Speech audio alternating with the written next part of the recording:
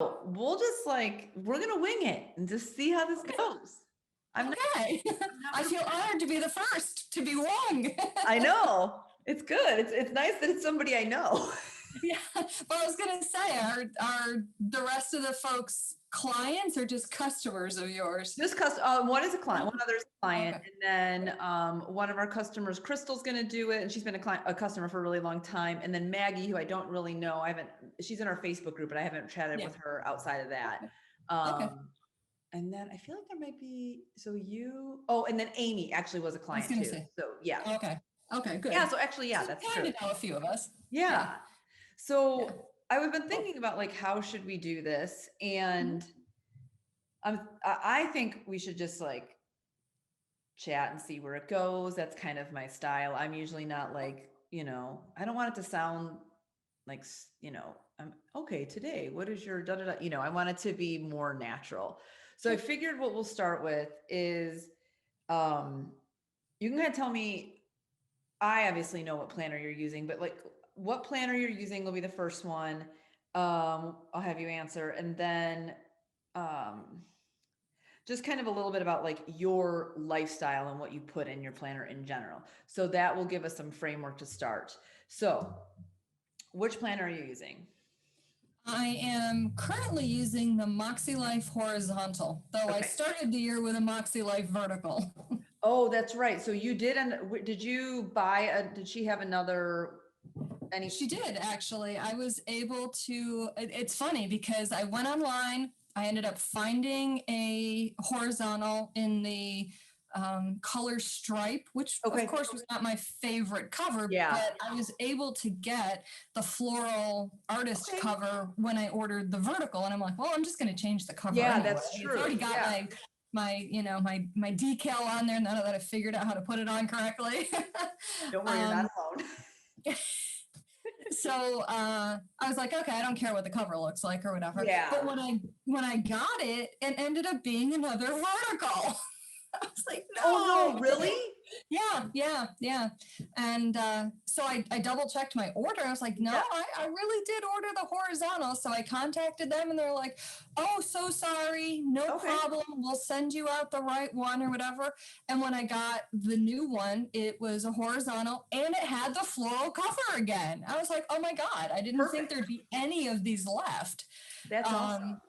So I ended up with this extra vertical, and I did manage to get it to somebody that had not been able to place an order.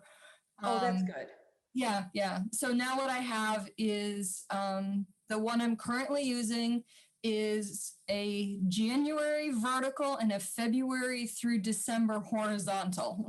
So kind of what do they call that? The team Bob? Build best of both worlds. Best of both. That's what it is. Yeah. Okay. But what they mean there is they have the vertical and the horizontal layout for every single week. Holy moly. Yeah. And what they do is they create 2 6-month planners by having the vertical and the horizontal every single week. And then they just glue together the monthly pages that are duplicates. So they only have one monthly spread, one monthly goal sheet, and then they have 2 of everything else. That's interesting. I've not really looked into what people are doing with that. That seems like a lot of planning. Yeah. Carla Law, L-A-W. Carla was the first one to do a bob. And I think Darian does a bob too. Okay. But I know that some of them are using the horizontal for planning and then the vertical for memory keeping. And just keeping it all in the same book together. That makes sense. I could see it if you had a lot in your personal life to keep track of and a lot in your work life that you didn't want to separate them, especially if you were working from home and your kids were home and you had to keep track of their Zoom schedules for school, plus your work meetings, plus your household chores and things like that. I could see where either one would not be enough space to do that. Yeah, but that's true. Yeah. For me, I couldn't even fill the horizontal or the vertical. Yeah, I know. That's why I went back to a horizontal too. So what made you choose, because last year you were Moxie Life horizontal. Horizontal. Okay. Yep. So what made you go to a Moxie Life vertical, at least for the first month? Well, of course, we're all trying to make this decision in October. That's so true.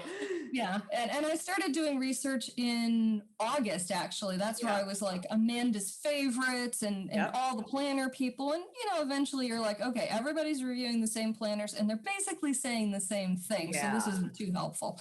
But I thought that my work life was going to change. That's right. So in December of 2019, I left my full-time job and I've been footloose and fancy free pretty much ever since. And the horizontal in 2020 was absolutely perfect to keep me on task, to keep me moving forward, to keep me off the couch and doing nothing. I had some personal things like selling a house that I needed to get through. And the horizontal was perfect right up until September. And then I sold the house and didn't seem to have anything else to work on in a way. And I've had a lot of insight since then about all of that. So, but I thought my work life was going to pick up and that I would be doing some freelance work for an architect that I know. And between doing that and wrapping up some projects for my old job, I felt like time blocking might be a solution to get my life organized. Yeah. Like, and other appointments and to-dos. And I just felt that the vertical layout would probably be more conducive to a time blocking type schedule, because you could really break that column up into as many or as few sections as you needed to. Mm-hmm. In fact, I even have it kind of because I remember you said you had kind of pre-mapped out what you might do. Yeah. Okay. Yeah. Like, yep. Mm-hmm. And that's actually what I think too. I did the same thing. I use a verb. That's why I got it. And I'm like, okay, I'll put little sticky notes and this is how I'm going to use it. And I literally did the same thing as you. I used it for a month and I was like, I'm just like not finding my way. So this was the first few days. Mm-hmm. Just listing. This was 2020. I was not going to. I broke my planner up in the middle of the week.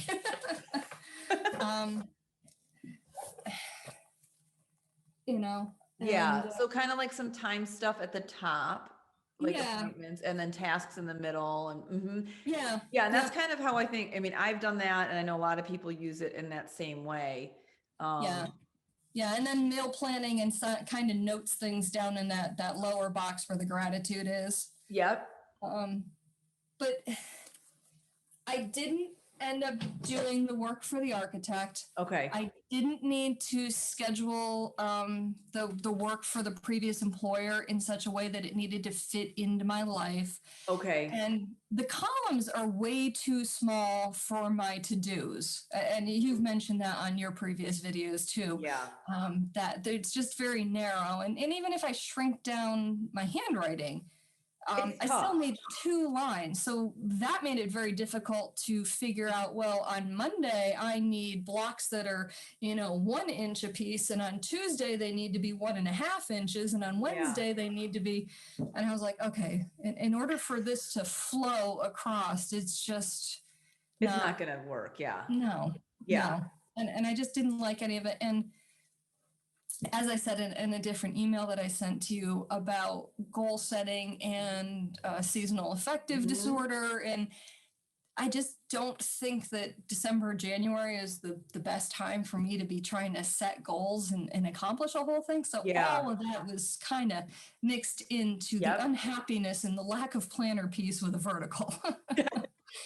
But I bobbed sort of, or Franken planned the other one. So now I have horizontal for January and vertical for February through December in the other one in the box. Okay.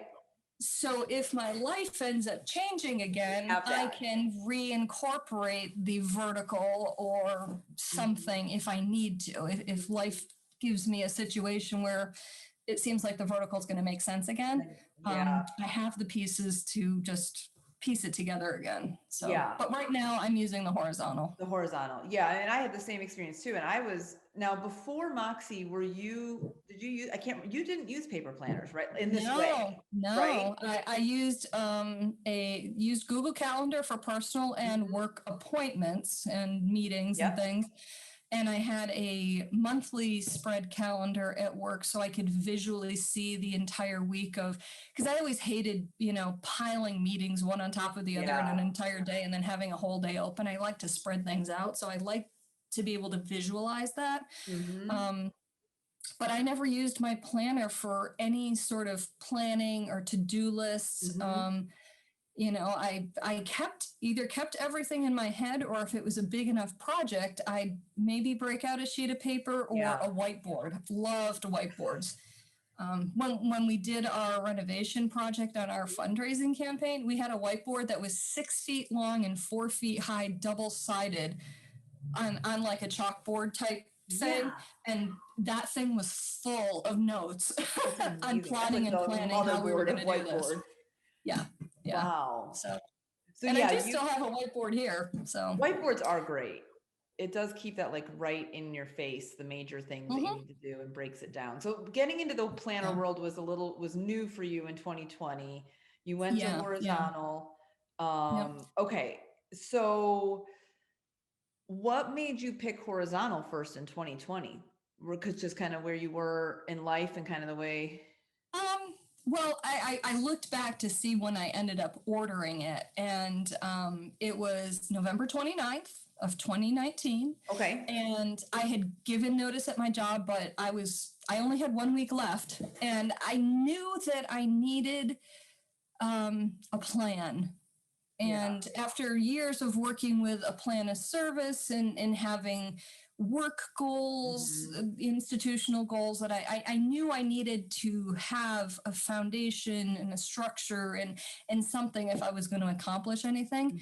And I also wanted to take the opportunity with the time that I was being given by not having to work to finally start working on myself. My whole work-life balance was completely screwed up, and I needed to get that realigned, but I needed some help to do it. And actually, Makse Life showed up on my Instagram feed, and I went, "Oh, this looks cool." And why I picked a horizontal then, I'm not entirely sure. Perhaps it's because every planner I had for work, even though I only used the month view, it only offered a horizontal weekly in between. I'd never really seen anything else.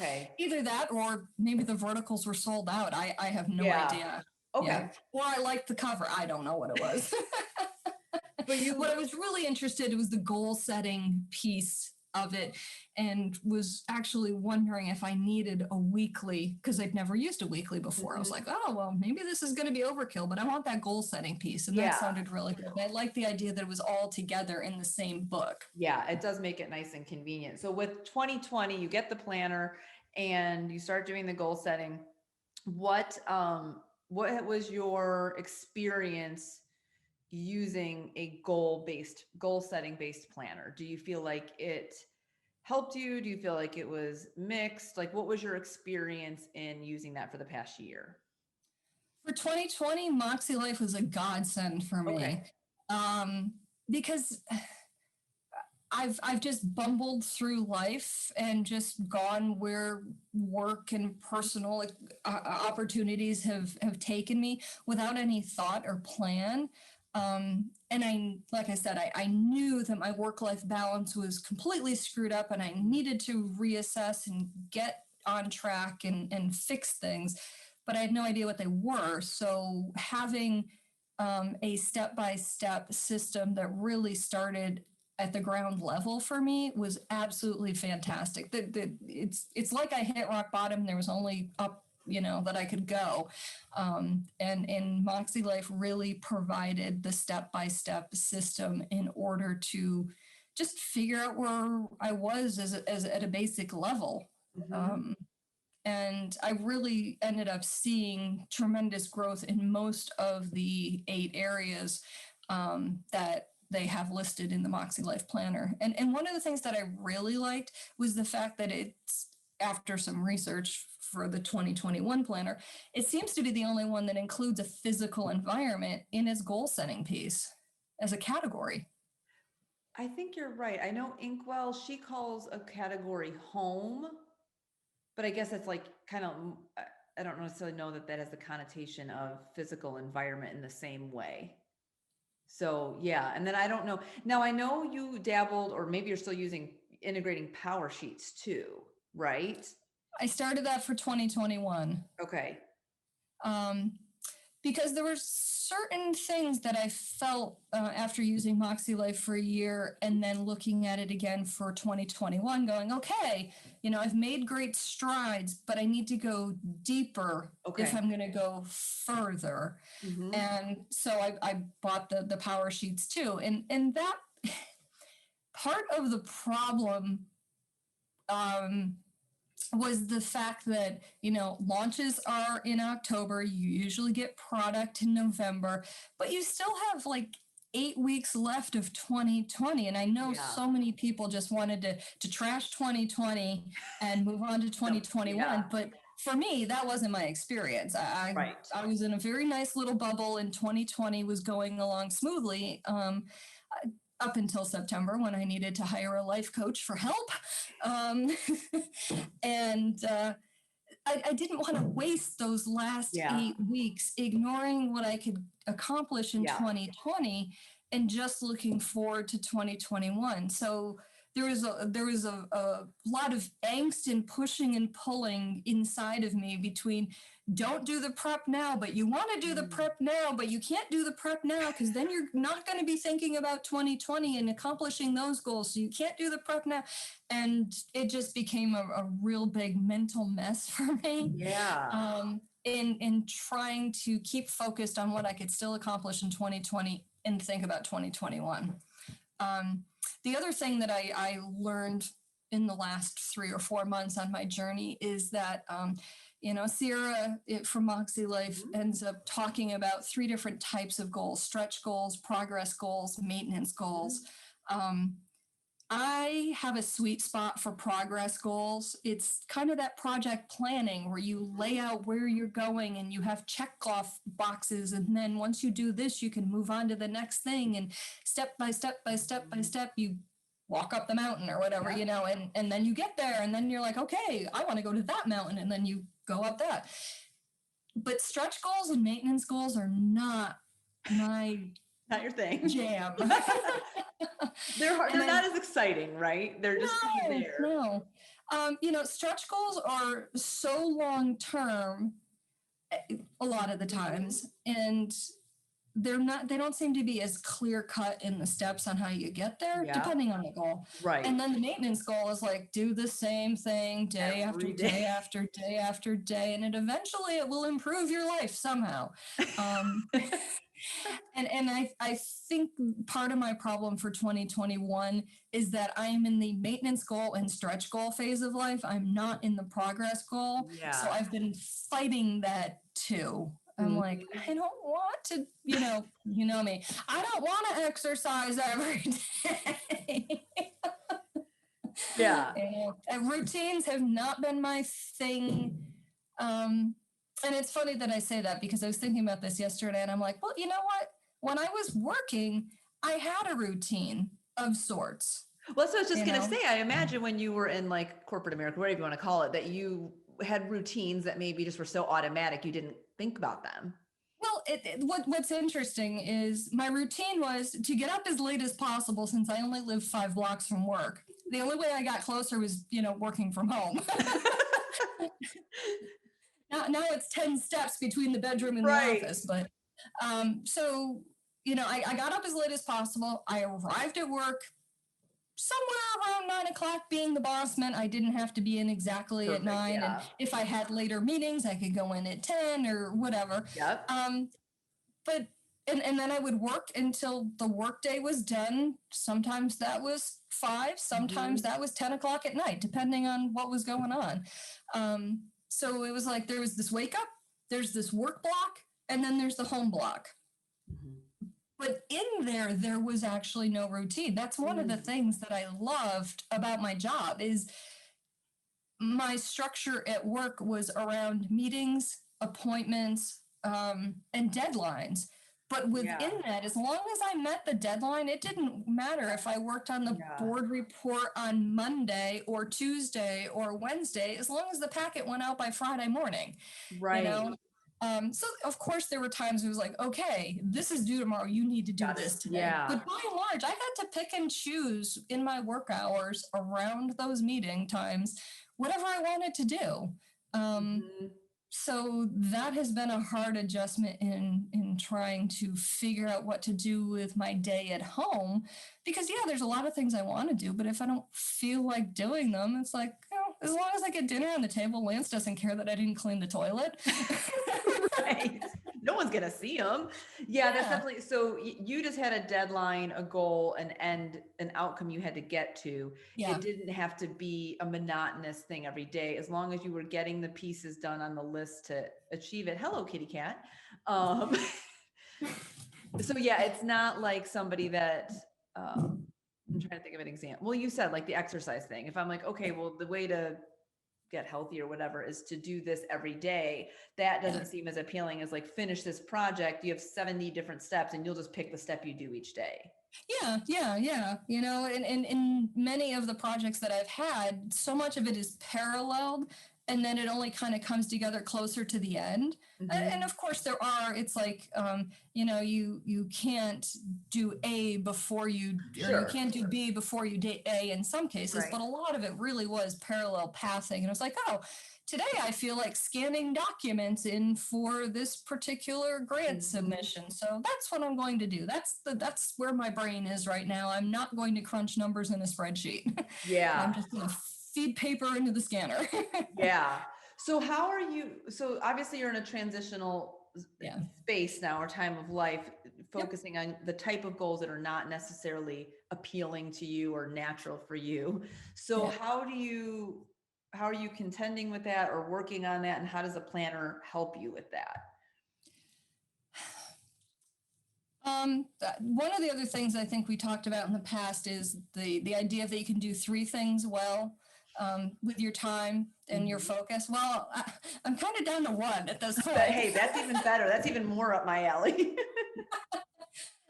So for the last 2 weeks, I had a dream about my partner's ex-wife, and she was fit and buff and in spandex and going for a run. For whatever reason, that's motivated me to ride my stupid bike inside.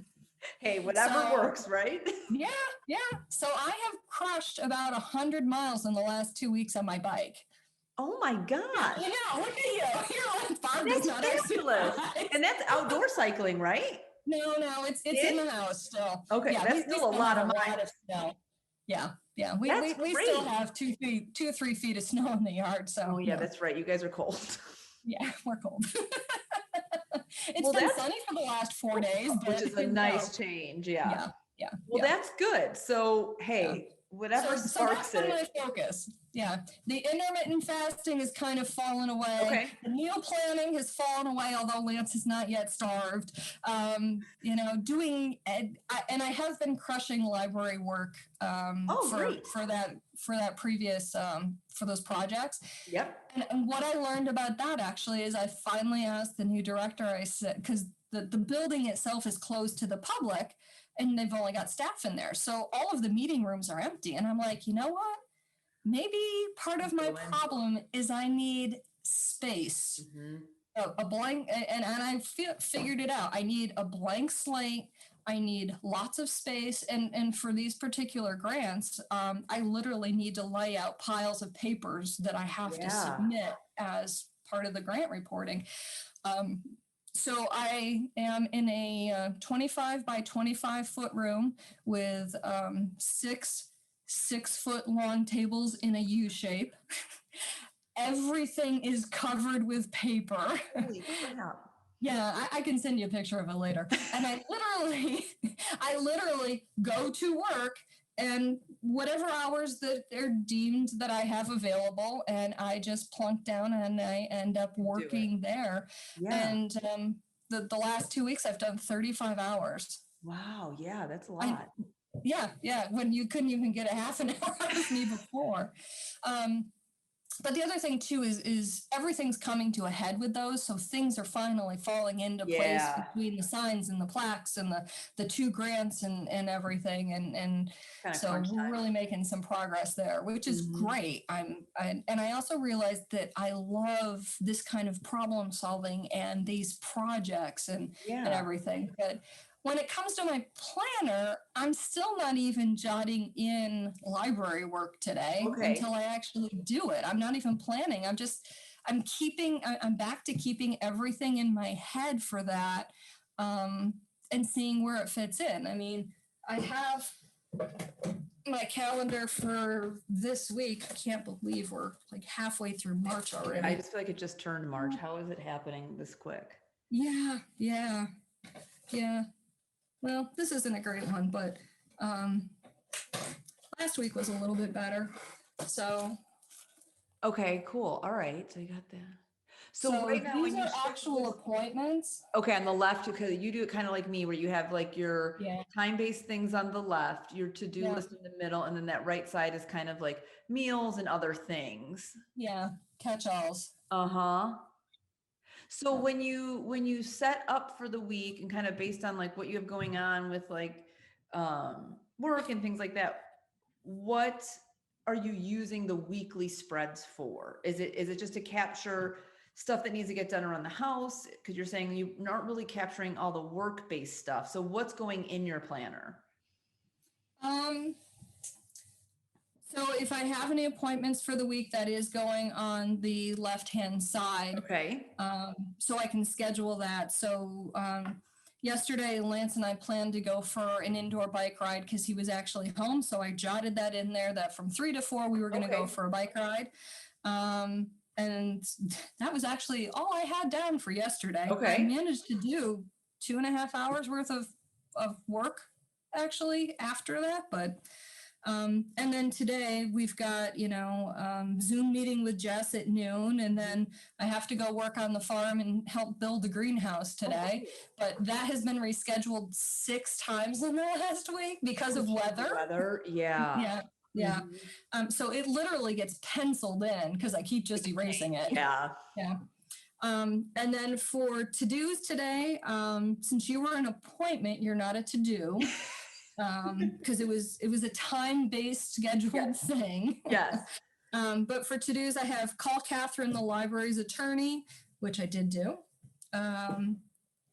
Email Department of Labor about paperwork, which I did do. Look at this. We're just checking things off live. Call Ed at Doyle Sales about getting the jib out there. Did that. And then I need to call the architect for work, which I have not done yet because she owes me some paperwork for the 1 grant. So it's kind of like capturing these things that are maybe versus, because you're saying with work, like let's say you go to the, this physical location and you're doing that work. You don't need to necessarily capture that in the planner, but if there's something related to it, like call somebody, do something, book this, then you'll put that in. But the actual technical work doesn't go in your planner, it sounds like. Right. Yeah. Okay. And I mean, for example, the sign lady ended up sending me an email and said, call me. Well, since I was going to call her immediately, I didn't call Callie in my appointments. I just called her. But if I was like, oh, she sent this at 3, it's 6 o'clock at night, I need to call her tomorrow. Okay. I write it in there because I needed to remember it. Right. That's sort of the things. It's like, what's going to fall out of my brain that I need to remember to do? Mm-hmm. So far with this kind of setup, do you feel like it's working for you? Because you've said a few times kind of like, I'm still keeping a lot in my head. Is that, for lack of a better word, a bad thing? Or is it just working and that's how you function? It doesn't have to be a bad thing. I spent 25 years functioning that way. So that is my routine. Yeah. So it's very hard to get out of that routine.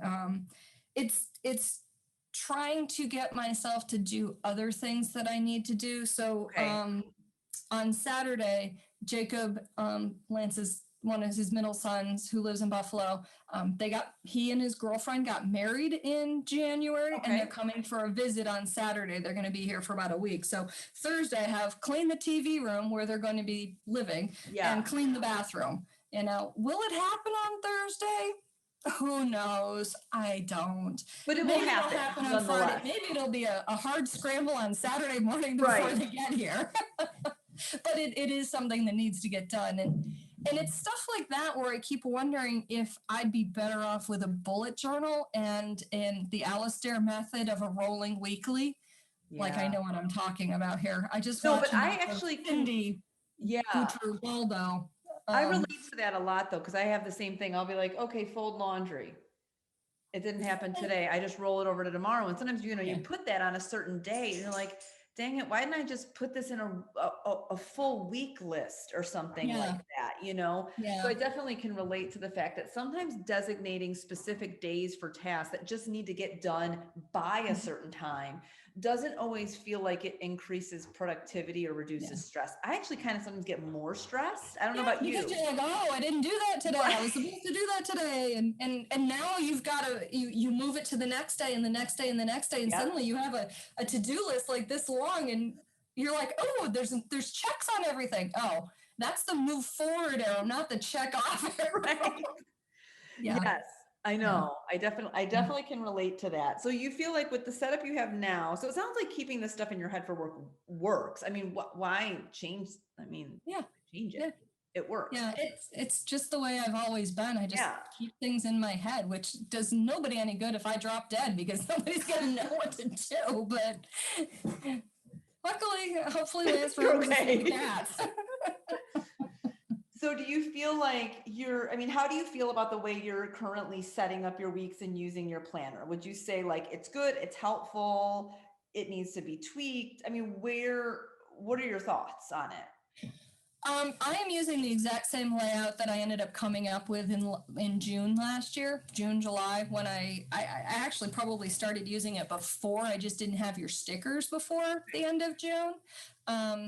And it took me a while playing with it. One of the things that I realized that I hated was using color ink in my planner. Yeah. I did that at the beginning of last year, trying to kind of color code everything related to the different, Makse Life categories to see what I was working on. And it just looks like a horrible mess. So I am definitely a black pen planner. Me too. Which is funny because when I was at work, I only ever used blue. Really? But I never used, I know, I only wrote in blue, but I never, ever, ever used pen in my weekly spread in my planner at work. Yeah. I always used pencil because everything moved all the time. Mm-hmm. Yeah. Nothing needed to be permanent. So I found that interesting. I think it was the fact that the Moxie Life had so much gray in it last year. I know. That blue just didn't seem to go well with it. Yeah, black seemed to be the pen. Yeah. Yeah, and I agree with you on the color coding thing. I approached the Moxie Life planner the same way in the beginning of 2020. And I'm like, well, this is great. Everything has a color. So when it's a work thing, it can be red. And when it's a this, it can be that. And I'm like, holy crap, this looks like a hodgepodge. Oh yeah, mine would look exactly the same if it's just, no, it's fine, right? Like it's probably functional, but it doesn't like aesthetically look amazing. Yeah. Yeah. I did the same thing. And I was like, you know what? I cannot do that anymore. I need to pick a color or something for that week. Yeah. Yep. Yeah. Now, like there's this weird thing. I don't know if you feel like this because I love color coding, like from that, like, that might not be like the prettiest little planner page with washi and looking all nice, but it probably functions pretty well, right? Like if you were to look at your eye were to look at that list and you go, oh, red, that's a work thing. So it's functional. So sometimes I feel the same way. I'm like, I remember when I was in school and I would just use a pen, highlighters and colored pens because I would categorize stuff and I didn't care if it looked pretty. So do you ever feel like, sometimes I'm like, the good old days when you just used a pen. I mean, I sell stickers and I'm saying that, but do you ever feel like that? Like, oh, I just wish that I didn't worry about that. Or do you not worry about like the aesthetic? Well, I like to be able to look back and go, oh, it's more calming and peaceful rather than Okay. chaotic with all the color. Okay. And I think that's where I kind of go. I don't like a rainbow spread. I mean, I Okay. like rainbow, but the only way rainbow works for me is if you have all the colors. You know, when like the linen stripe cover that they came out with this year for Moxie Life, there's a couple colors missing in there. I think it's yellow and Yeah, because it's I purple have that and one. maybe even green. Yeah, yeah. Five, Yeah, yeah. It's missing orange, really. It's missing yellow, yellow, and it's missing purple. right? Yeah. Yeah, And that's yeah. I've noticed too with the Moxie that that's hard for me is I like all of the colors individually and I like all of the colors together. But as soon as I start combining only a few, I don't like how it looks. Yeah. Which was an adjustment for me with using an inkwell, because with the inkwell palettes, you could take 1, 2, or 3 of those colors and just kind of use them and it all looked cohesive. And so that's something that I've struggled with. I mean, these are like silly problems to have, but like something I've struggled with is going, what do I do? Do I just do one color or do I have to do like almost all the colors? So what do you do with your setup color wise? I actually start with washi. Okay. I have a one of the Moxie Life boxes full of washi. Okay. And that's what I do is I pick my color theme based on my washi tape for the week. So it kind of anchors your page. Yeah. Yeah. Oh, yeah. Okay. That's a really cool idea. And then I usually only go with 2 colors for it. But I think adding that pattern washi that coordinates allows it to not, it pulls it together. That's a good idea. Yeah. So even this one is black washi with daisies, but there's a slight hint of pink in the middle of it. So you can use the light red. Yeah. Yeah. And that's why I wanted professional gray in these quarter boxes, because I'm like, the blue gray just doesn't work. Right. Yeah. No, that's a really cool idea. It definitely helps. And I think what you're doing there with the washi also helps it. Oh, I like your weekend thing.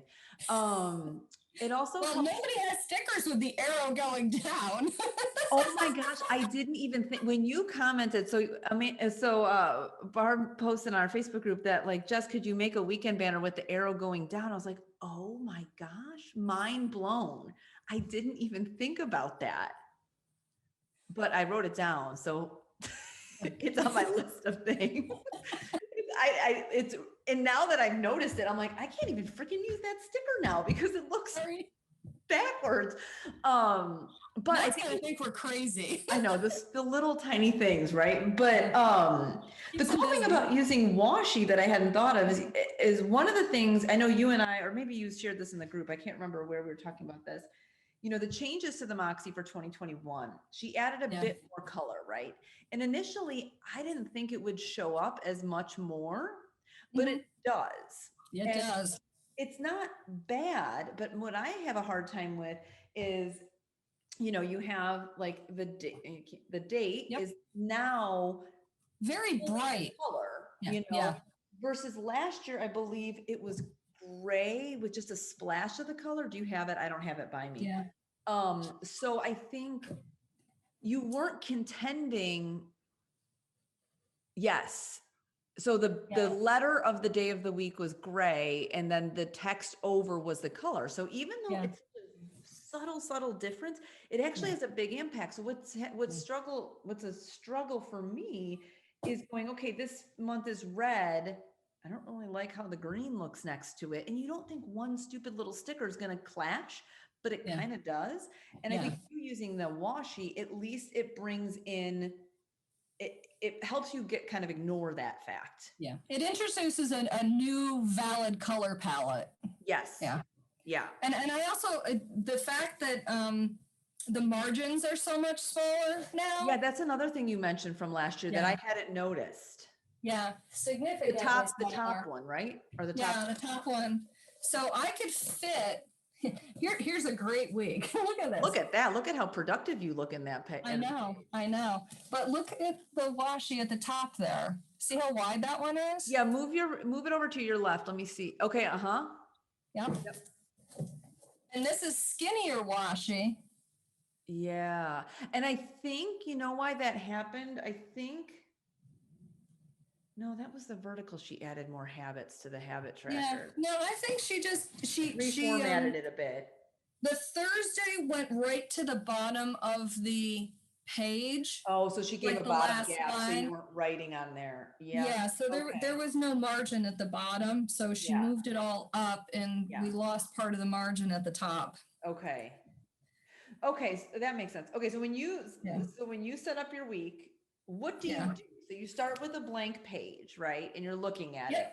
How do you, first of all, when do you do your pre-planning? Do you just kind of plan Monday? I mean, how do you set it up? Like, what does your prepping look like, and what do you lay down, and how does your week go in your planner? Yep.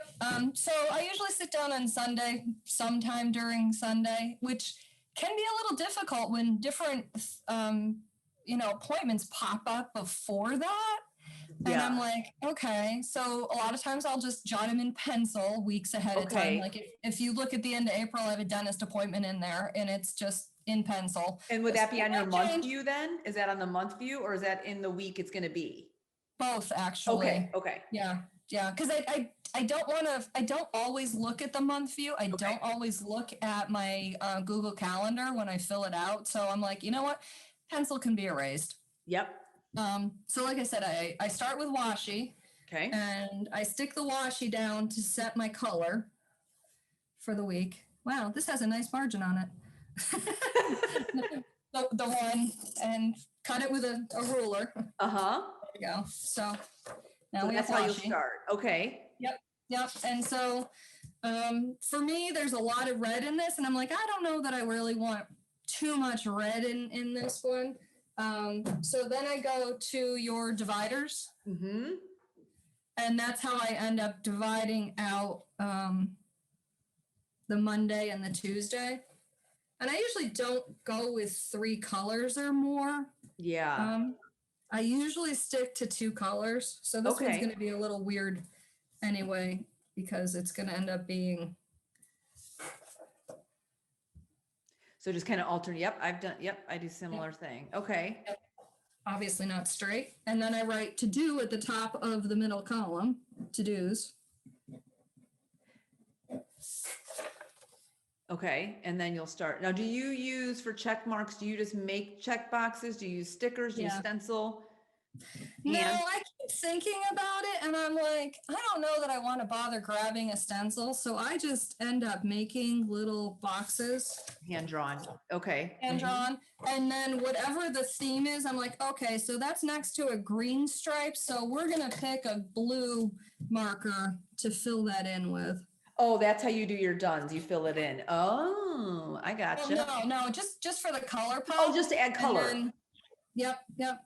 So laundry, and then I'll check it off.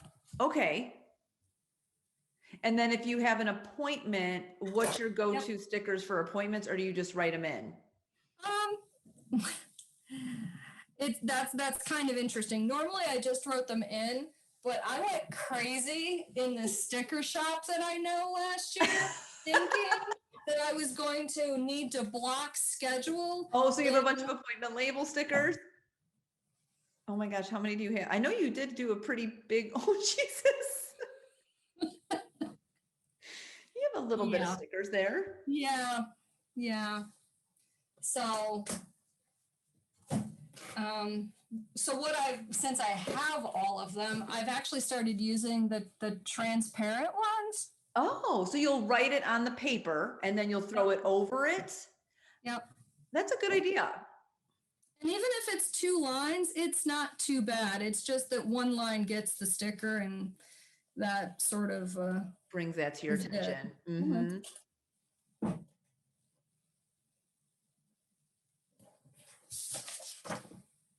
That's a good, and it's funny because that sticker, that transparent sticker is pretty popular, and Mhm. transparent stickers have just become Yeah. increasingly popular, and I don't use them a lot. Oh my God. Yeah. Cause I remember you ordered a sheet of most of All the them. colors. Yes. And I love them, but like, I guess that's probably how people are using them, is writing on the paper and using it in lieu of a highlighter, because you Yeah. can't write on them, I think, unless you have one of those oil-based ink pens. Yeah. Yeah. So I wrote down first and then put it over the top Okay. of it. And then I will end up reaching for the quarter box R4. I went through and looked them all up yesterday. You're so funny. Just doesn't necessarily know what all of our stickers are. I don't. We have so many people are like, what is this? I'm like, I have no idea. I got to look it up. Yeah. And I actually found something interesting yesterday setting up my week, because normally I'd end up aligning this to the left Because of the coil. Well, I Or mean, just there's 'cause. still a lot of room right here, Yeah. and then I end up sticking one of the meal planning stickers in a coordinating color over the top of it, which is fine. Yeah, I do that sometimes too. Yeah, but it kind of chews up that corner and leaves you with less space. I'm like, you know what? If I move this over, I could end up putting less on the sticker. Yeah. You have more room to write. A little bit more room now to actually use the box. Yes. So then when you do that, will you preemptively put down a box with an icon on every single day? Like and then do you write the meals ahead of time, or are you kind of doing it a day or two ahead of time? Well, since meal planning has fallen off the bandwagon there, sometimes it's retroactive. Whoa, what did we eat today? Yeah. When Lance and I were sitting down, even in January, and we were actually meal planning together, one of the things we figured out is we could only meal plan 4, maybe 5 meals because of leftovers and his work schedule and what is he taking and whatever. When we tried doing 7 days, I ended up with so many cross-offs and, I guess we're going to make that next week. Yeah. That didn't really end up working. So when we were meal planning together, I would write out all of the meals as we picked them. Okay. For the week, based on his work schedule. And that's another thing I actually add on here. Down near where the gratitude used to be is I just put a little annotation as to what his work schedule is. Oh. So Lance is working days. So that helps you plan meals and just life and all that, knowing. Yeah. Yep. Okay. Yep. So that's another thing that ends up going on there. So yeah, we had burgers last night, and tonight we're going to have leftovers. Well, technically he's going to work, so I'm having leftovers, and technically he's taking leftovers. So I guess we're both having leftovers. So. All right, cool. Now, do you use anything? Is there any other stickers or any other pre-planning you do besides those kind of things, or is that pretty much it to get you started? I have your plant stickers. Guys, and I typically stick them on a Sunday, just down there to remind me to water the plants. If I have bills due, well, the only bill that I ever put down on here is my credit card bill that I need to pay. So I'll end up sticking that on there. Okay, the little flag, yep. What else do I have in here? And I have so many stickers that I bought thinking, well, if I start doing some consulting work, I might need invoices. The invoice, yeah, certain. But I am still getting paid from my old job. So when we have a payday, I stick that. And I use the bill pay and the bill due and the payday one on the monthly as well as on this one. I have little recycling cans. I have yet to actually take the recycling out to the curb. I just take it to the transfer station myself. Yeah. But it's a different schedule than I had 25 years when I lived at the other house. So I will end up sticking that on here as well. And a lot of these stickers just go in that corner. That top corner, yeah. Yeah. Because there's really not enough room right next to the Thursday the way I've broken up the to-dos and the divider To give you enough to put write anything else there. there. Yeah. When my timesheets are due for work, I have your little clock one. Oh, that's a good use for that one. Yep. That reminds me to turn my timesheet in.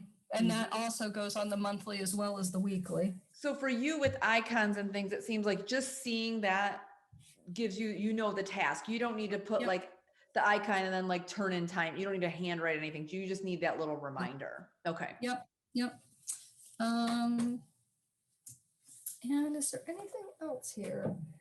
I have yet to actually use the work stickers, really.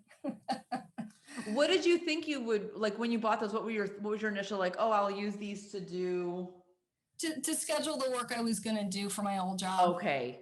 Gotcha. Yeah. And it's really more hit or miss. Like Lance and I went for a bike ride at 7:30 inside this morning, and we rode till 8. Then we took showers. Then we had breakfast. And by about 9:30, I was like, okay, I've got time before my talk with Jess.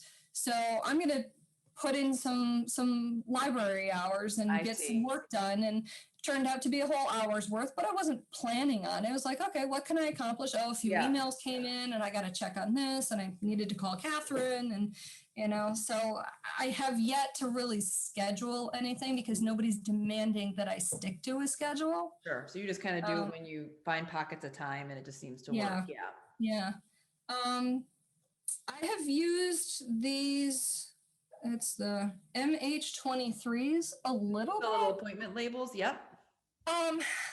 The problem I have with these is there's enough room in the dark area for the time, but unless it's just like dentist or something, you don't have a lot of room to write. Is not quite big enough. Yeah. Because I think those ones are those like almost just over a single line height tall, I believe. Yeah. And then there's ones that are like a quarter box that are a little bigger. But yeah, even so, I definitely see, unless you have tiny handwriting or you're just writing like one word, it is hard to put the. Yeah. So I haven't used a ton of those. And I also don't know if these are sized well for the vertical, maybe. They are, yeah. Yeah, as far as the width is concerned. I mean, on the horizontal, it doesn't really matter. You kind of create whatever. I have the birthday stickers that I put in the that's one of our fan faves. Those are super popular. Let's see. Yeah, I bought a ton of the single line stickers in both Inkwell and the mild liners. Yep, I love using those. Do you use them? I again, this was more of an idea of the vertical in blocking out. So I might put, consulting, and then below that, I would end up putting appointments or to-dos for the consulting. And so they were supposed to be more of dividers, not necessarily like appointments. Okay.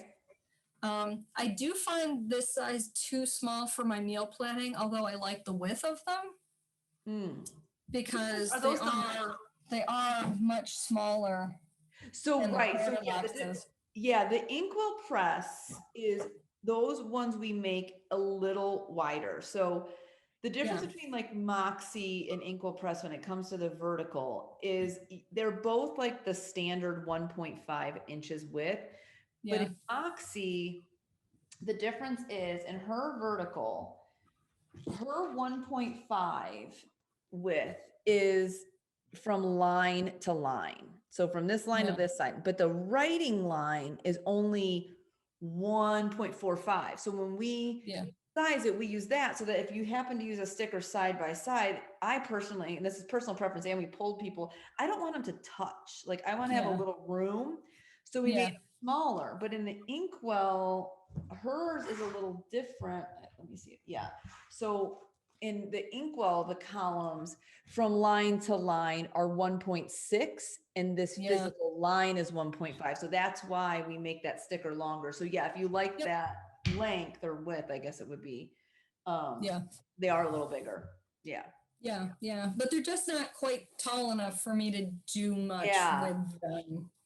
I like the bigger size, especially when in the old version, in the 2020 version, I had a lot more stuff in this third column than I do now. See if I can juggle the cat and the planner. That's great. So this was the pre-knockout print shop world of no That's cute, stickers. though. I like how you're Yeah. doing that. Yeah, you had a lot more stuff jotted down in there. Yeah, so And then even once I was in the sticker world, there was still more stuff going on in that column. I put the weather up there, and I like I that. tried for a while creating a daily focus. Yeah, I tried that before. It doesn't always work for me either. No, it's like I still end up doing whatever I want to do for the day instead of what I should be doing. So what would you say with your planner? What is working and what isn't working, if anything? The reflections are definitely working. Okay. At the end of the week, setting up my week every Sunday, because it gives me an idea of what's coming at me during the week. Last week was a little crazy. I had about 6 different COVID vaccine shots made and canceled and rescheduled and everything. I finally got the vaccine. But my week was, it changed like every 12 hours. Well, you can go here, you can go there, you got an appointment here, but we might have a place here. And I was like, oh my God. Yeah. So that's been happening a little bit more. But just being able to anchor myself mentally as to what appointments and scheduling I have. And, like I said, doing the library work has been a priority, but it's not necessarily the fact that it has to be done such a time unless I have a meeting. Yeah. So if I have a meeting, I'll put it in and then I'll work, more around or, before or after that or something like that. And I'm also finding that like a 5 or 6 hour day is exhausting to me. Yeah, I haven't worked like that in a long time, so I can relate. Yeah. Yeah. So is there anything that go ahead? No, I was going to say, I don't want to say that I have planner peace right now, but I do like being able to review everything at the end of the week. There have been quite a few epiphanies in the last 2, 3, 4 weeks or so, which has been wonderful. I feel like I'm kind of out of the slump that started in September. So it's been, 6 months. That's awesome. I haven't really processed how that's going to go forward, but the reflections give me an opportunity to think about the good, the bad, and the ugly for the week. And things like, I didn't get such and such done. Do I really need to do that? Or you really do need to schedule that and get that taken care of. When you do your reflections, what prompts are you using? And do you do it in the notes page or is it just more journaling? How do you approach it? Yeah, it's more journaling. Cat. She's like Velcro too. I can't get her to sit still so I can clip her nails. So she's just totally stuck. So this was that's a bad example because I actually tried the win-loss and whatever, but mostly it's just journaling. Okay, just journaling, yeah. No. So even that and I think one of the reasons I'm doing the journal entries as much is because I haven't been writing in my actual journal as much. Okay. So it's like a dumping ground. And I'm like, so it's not even necessarily a reflection on my goals and what I accomplished in the week. It's been more a reflection of insights and feelings and things like that. So, so I'm hoping to read now that I've had this epiphany about the seasons and everything. I want to sit down and figure out how to look at my goals again and see if they're still appropriate. I'm just afraid I'm going to look at them and go, yeah, that's still a good goal, even if you don't want to do it. You still should do that one. So those are working. The weekly actions, not as much. And it's an interesting thing, I think, with the layout of the planner, and it's probably every planner, because unless you have, things that fold out and fold out and fold out, you can't have your weekly actions, a 2-page spread for your weekly, and your reflections all open at the same time. You have to flip pages. So there's a lot of disconnect between my weekly actions that I jot down and what I actually put in my weekly to-do list. And the same thing for the monthly one. I try to look back and see, oh, what were my monthly goals before I start, planning the weekly actions for the next week. But, that just has not actually gone well either. Do you find that even though maybe you're not flipping back to the weekly actions or the monthly goals, are you finding by the end of the month that you're making progress, or does it feel like there's still a gap and they're not being attended to? I think there's still a gap and things aren't being attended to. And in some way, you'd asked me probably an hour ago at this point, where was the power sheets in all of this? Oh, yeah.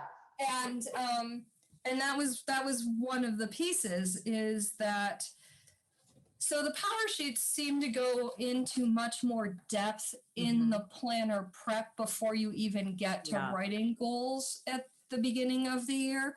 But then it's got this wonderful tending list page. I know people love that. I have seen that. People do love that sheet.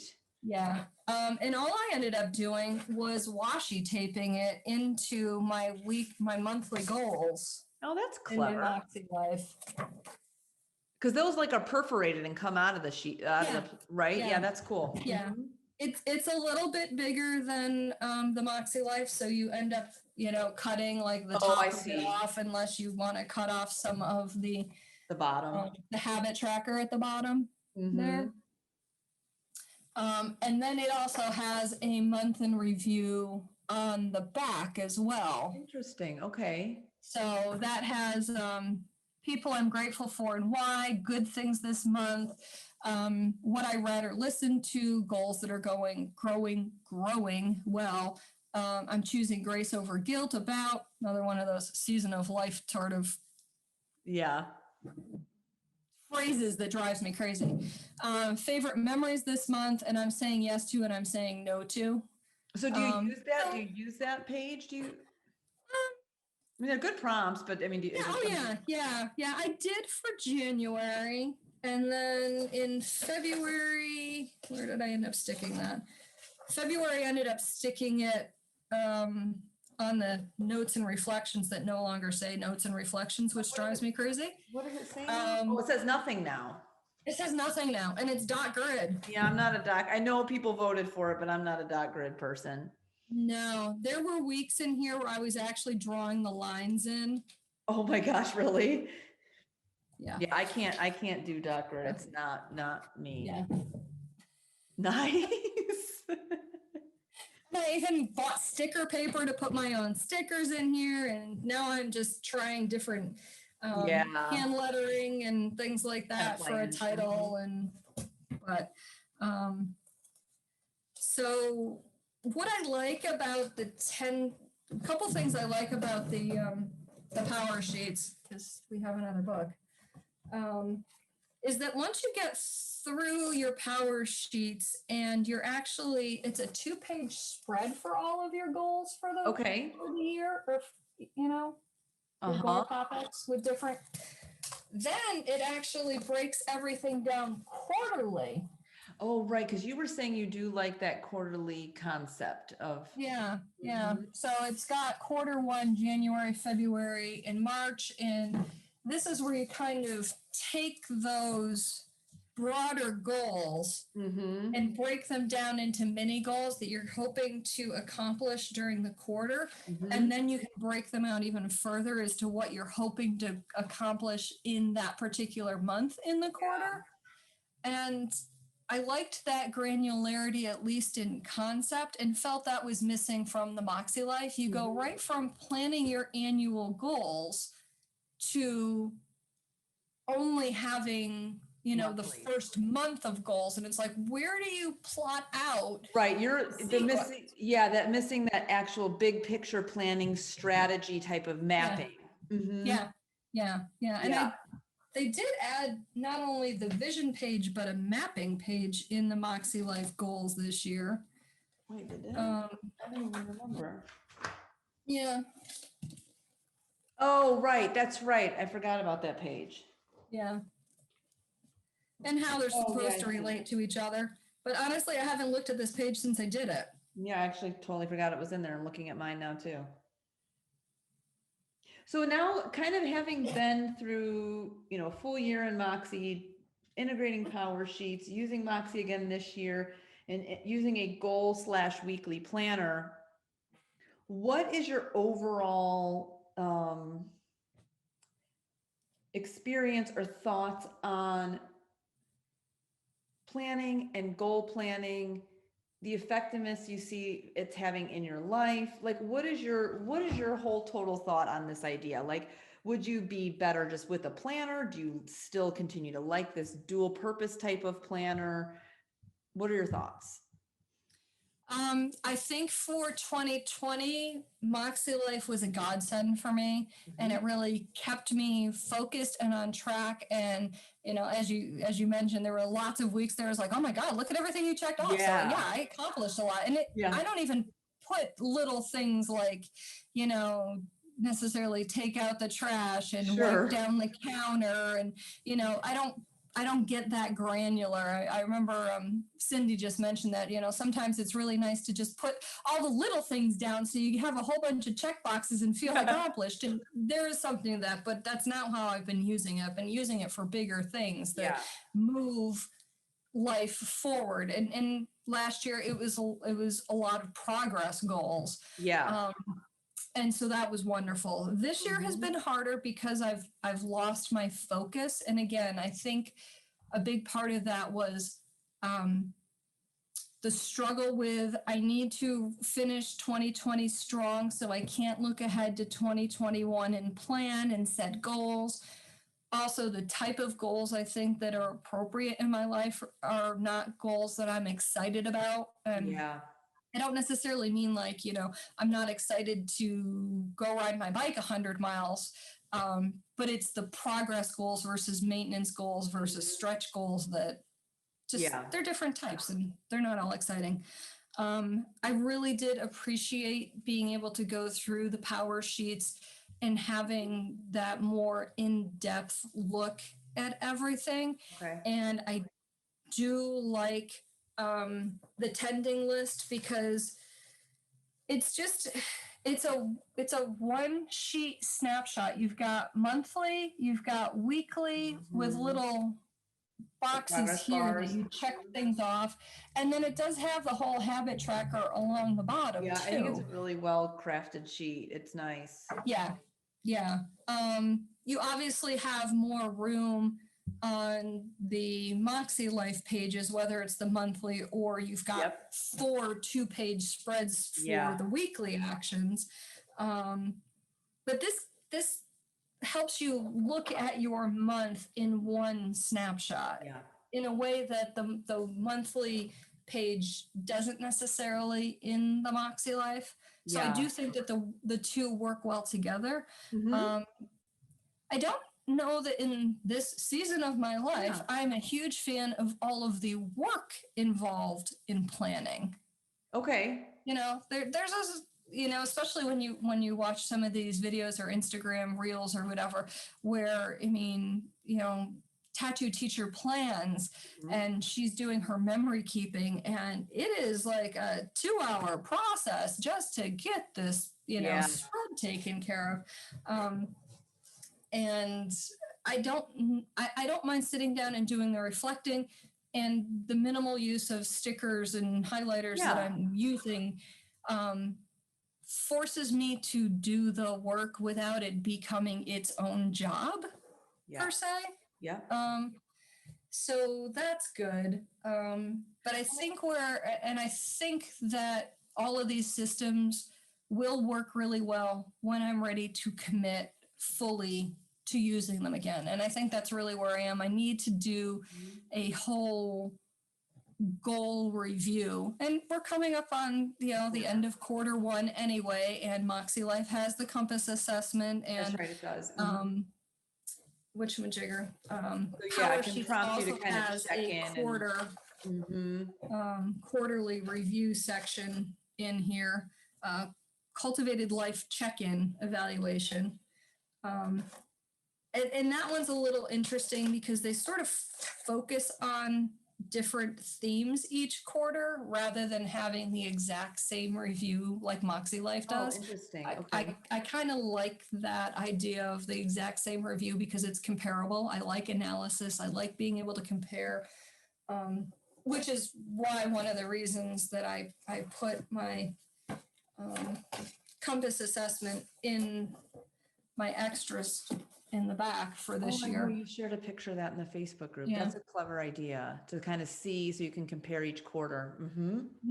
Yeah. Yeah, I think one thing that you and I have talked about, you're talking a little bit about now, the one thing that's would be interesting to see Moxie Life find a way to add is some more cohesive snapshot, like the word you use, so that you can really see your progress or what needs to be done at a glance. I think that sometimes the downfall, and I don't even know, I've never given it thought to logistically, like layout wise, how she would do it, but that there's that piece of like, things are kind of everywhere versus like the tending sheet and power sheets, or the thing you created to look at the compass eval or assessment every quarter so that you have some comparable data.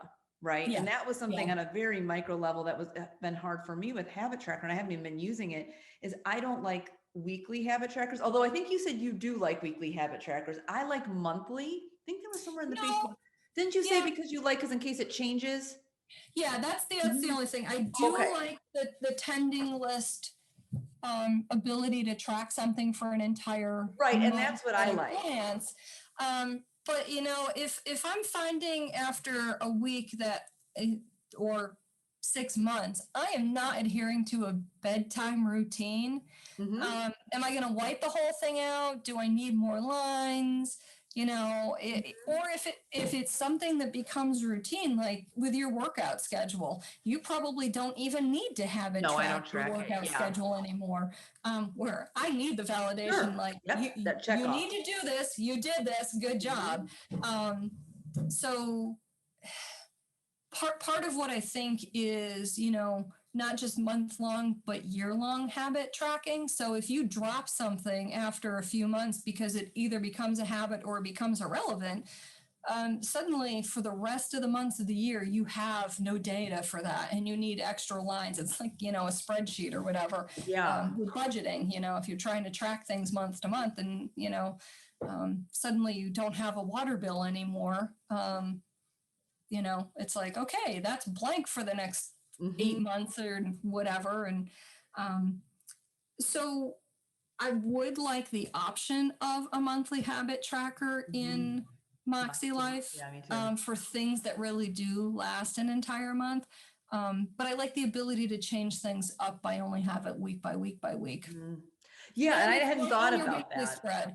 Yeah, and it's right on your weekly spread. So if you leave your book open to the week on your desk or whatever, in theory, it's much easier to just check things off during that week rather than having to flip back to a monthly view or a different page or something. Yeah, and for me, in 2019, I think it was, when we were creating inserts, which we don't anymore, the way we were doing it was, or the way the insert we created is like, you know, you have your spread and then you'd have a half sheet insert, you know, like this size, and it would have 3 habits on it. And then I could transfer that each week and it'd be this little half sheet in my weekly spread. So I could track that habit. Cause I agree. As soon as you have to turn a page, it seems so silly, but it's like, it changes something. So I think that's, again, this idea that, you know, your monthly goals are on one page, your weekly actions are on one page, so if there was a way to consolidate that information so that you can then look at the big picture and get a better idea of month over month, where you're at, you know, this kind of progress check in, this bar, versus it feeling more anecdotal or how I'm feeling, which there's not to disregard that, because I think that's important in the process, but for certain goals, I think you do need like metrics that tell you so that you can look at the difference and, Mhm. and get a real clear picture of like, oh yeah, I'm Yeah. like dropping the ball, or whoa, no, I'm actually doing really Yeah. awesome. Yeah. And that's why I created that weight one in the back too. Okay. So, I mean, I know that you're not a fan of weighing No, yourself but I every mean, that's day. okay. Yeah.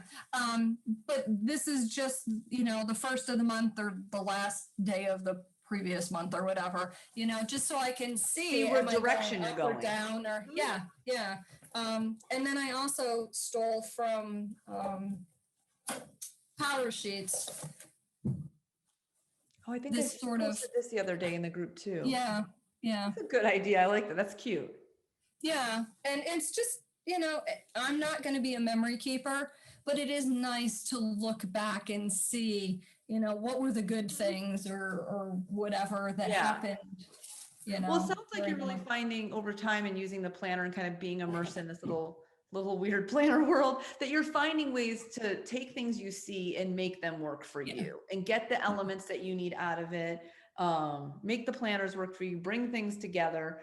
And I Yeah. think that's the great thing about planners, and is that you there's never going to be like planner piece. You got to take what you can find and make it work, Yeah, in my opinion. yeah, and everything in your life changes Yep. constantly, and so no one planner is going to be Mhm. great for all 12 months or 12 Yeah. years or whatever. Yeah. Yeah. Do So you- one of the things that you just mentioned was that half page insert, and I'm like, would be the great thing for the rolling to-do list.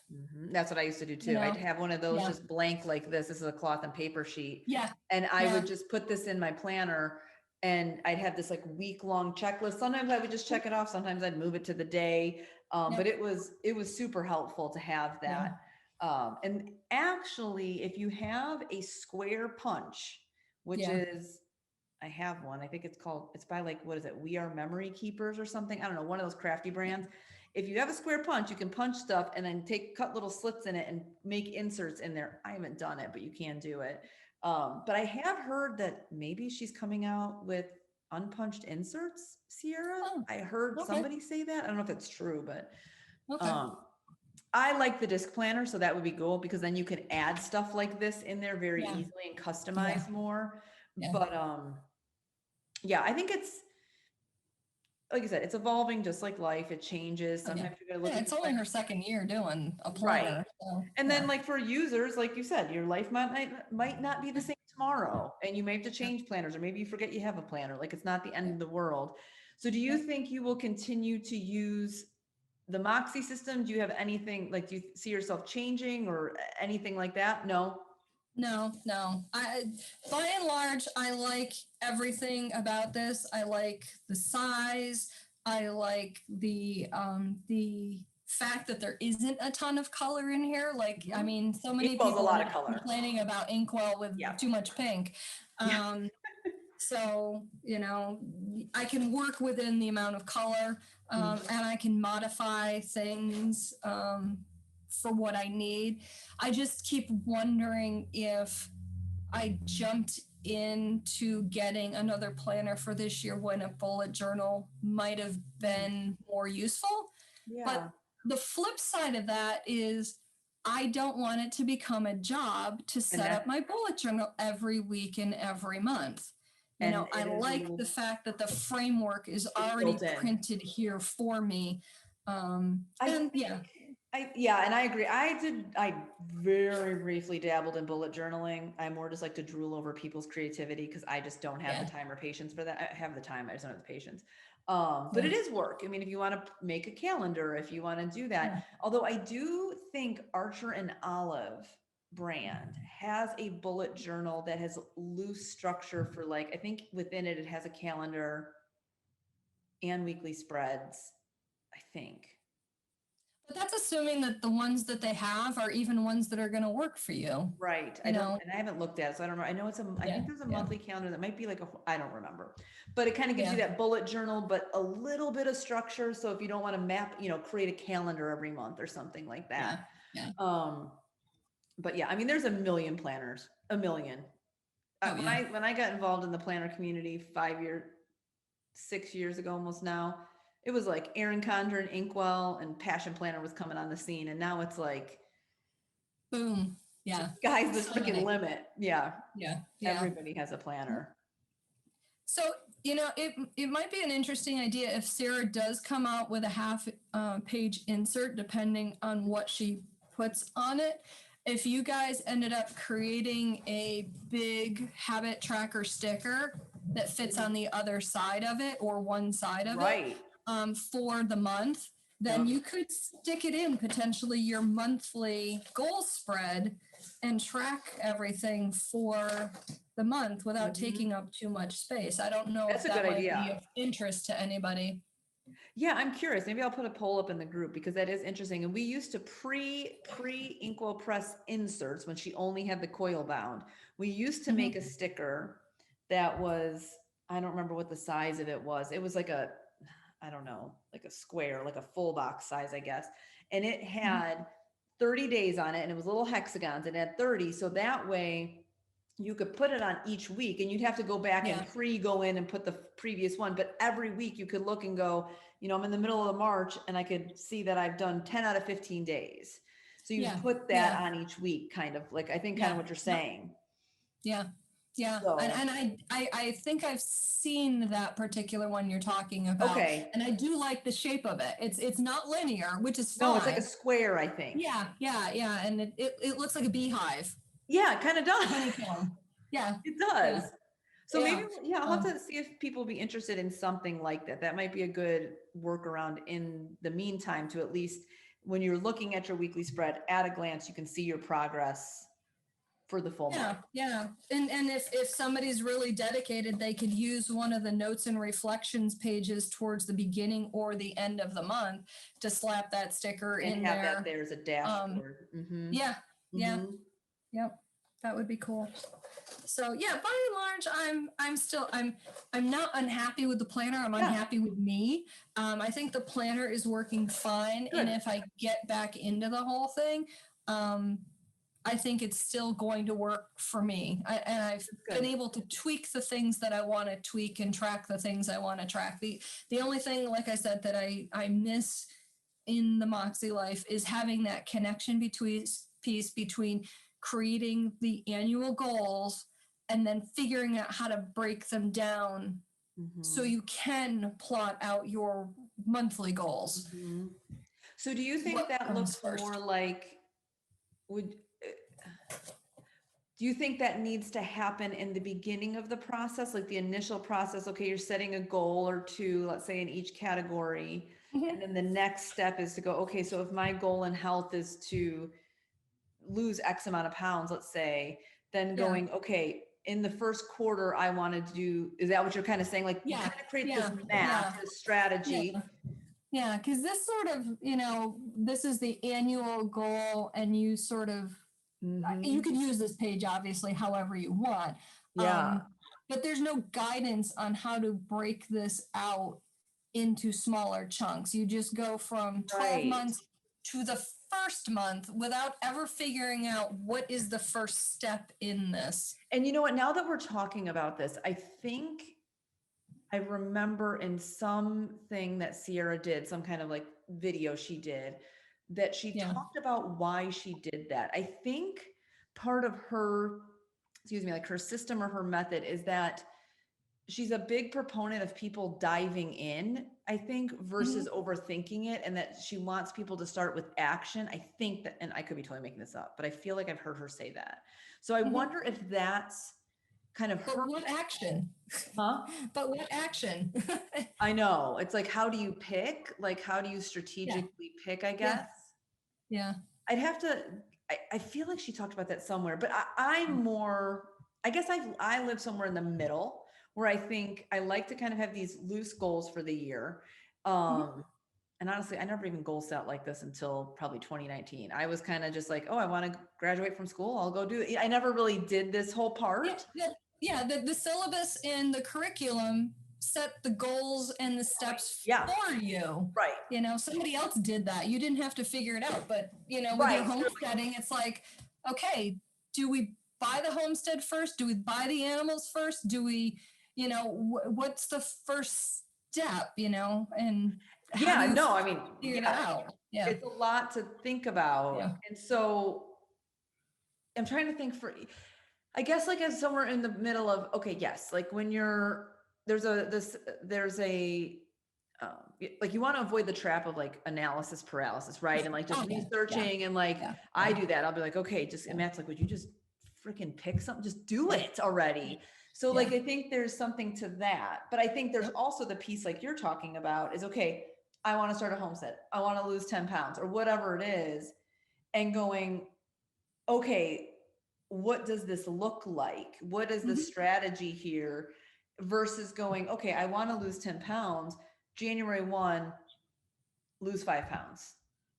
And then, you know, I think what you're saying is there needs to be a process to suss out action steps, milestones, sequential thing, as if you were mapping out a project, right? Like for everything is actually a project. Yeah. So I mean, there's no workspace in here between the annual goals in January to do that. You have the extra pages in the back, but maybe it's just my linear nature of starting at the beginning of the book and getting to the end of the book. You know. And I think, and I think I do feel like that was intentional in Sierra's method. So I think it has something to do with her approach to goal setting, but I also can see where a lot of people, most of us, unless you are more in the spirit of maybe how Sierra's brain works, that it can be a barrier or a obstacle in a way to really get the ball rolling when all you keep seeing is all the things, right? Like if you have if you have 10 things in your health section or you have 10 things in your work section, what process are you going through to strategically figure out what step one is and where your milestones are, right? Is that kind of... Yeah. And I'm just looking at her goal setting section in here, and you know, she really does go from writing out your annual goals and, you know, reflect how these will benefit your life and everything. But then the first thing in monthly goals is review your annual goals. What steps can you take this month to work towards completing your long-term goals? Chunk down the goals that are most important and have the most significant impact on your life first. Well, if you don't write down all of the steps someplace, how do you know which are the right steps to take the first month? Like, it's almost like, I wonder if it would be useful in the beginning of the planner to have like a page for each category, or maybe a half page for each category, where it's like, okay, what's your goal for fun or your goal for work? Now think of all of the things you have to do to make that goal a reality. And now let's pick the top one you want to get done by quarter one, like kind of that process. Yeah. I mean, she gives you enough space, but so I guess you could do it in lack of direction on how to use this space. Or something. I don't know. Right. So I think it's a lot more free space versus direct, like you're saying, versus direction. There's enough space in that area to do that, probably, but it's just kind of more free flowing. It's just that the power sheets actually walk you through that whole stuff step by step. So, I mean, you eventually get to the point where you create your yearly goals, which is a very small space. But then when you flip over, you have a 2-page spread for each goal. Oh, to kind of dive deeper, walk through. Okay. What is your yearly goal? Why is it a yearly goal? What resources do you need? And she has time, money, physical space, expertise or advice, emotional capacity, help from others. Why is this goal important and what does it align with? There's 3 sections in the investigative process that relate to that. Okay. What success looks like for this goal at the end of 2021. What might happen if I don't start or make progress on this goal? What people will be positively affected by this goal? How will I have fun with this goal? And so that's brainstorming, like, what do you need to accomplish this? Yeah, I And think then that's on the flip side, is it's a creating lot mini deeper of a goals. dive. Yeah. So this is the space where it says, okay, let's start brainstorming about your mini goals. Here's the start. Here's the end where you've accomplished it. Write down all of the Middle. things, that mapping really.